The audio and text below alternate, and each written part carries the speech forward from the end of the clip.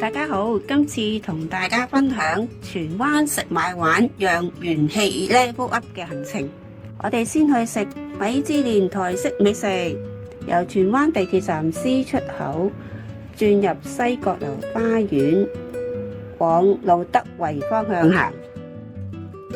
沿天橋行可以欣賞到由得獎插畫師羅潔儀畫嘅荃灣美食畫。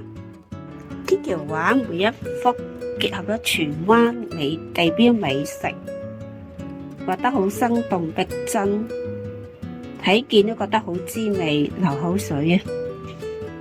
我忍唔住駐足喺度打卡，留下一啲美味嘅記憶，好似咗路德圍小食街燒賣豆腐花呢個畫面，大家都好熟悉。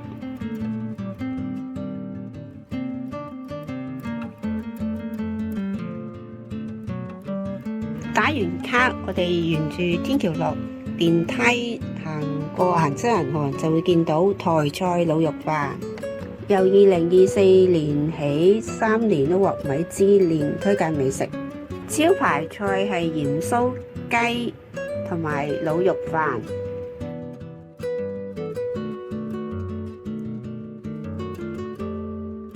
仲有藥膳排骨湯同肉鬆起司蛋餅。有唔同嘅套餐，大碗滷肉飯有4款。繁忙時間用餐時間係1個鐘，堂食最低消費50蚊。餐廳係由台灣廚師同太太開，可以品嚐到正宗嘅台式家常菜。人氣店經常都需要排隊。店內牆上掛咗一幅台菜滷肉飯美食夜市畫，又寫住滷肉飯字，天花掛咗小燈籠充滿台味。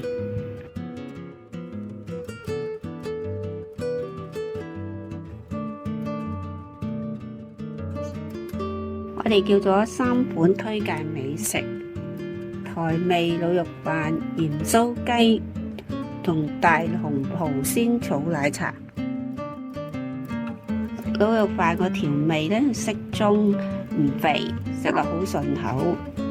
隻滷蛋就好滑，有水準。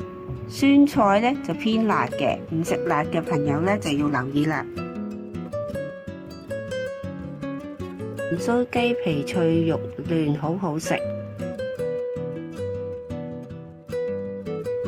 大紅袍仙草奶茶茶味突出，仙草滑唔錯，一樣加埋112蚊，唔使加一抵食。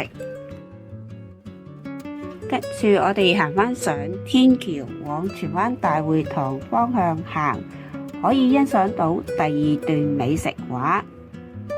欣賞完之後，我哋向荃灣廣場行去 shopping。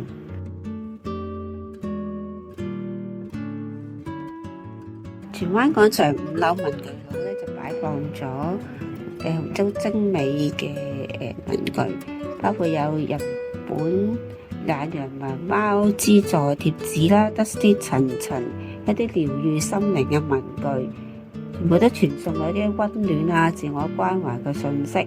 我買咗快樂啦同練習簿，都俾自己可以元氣倍升。跟住我哋行去海之戀商場2樓，一間被譽為最靚嘅海景麥當勞，嘆住海景飲咖啡。呢度有大型嘅玻璃窗，可以望住南巴勒海峽同青衣汀九橋嘅景色，真係好舒服。感覺到放鬆啦，同好似置身喺高級嘅咖啡，坐喺度一路飲住咖啡，好似叉電啦，心情好舒暢。推介大家嚟荃灣體驗今日元氣滿滿嘅行程。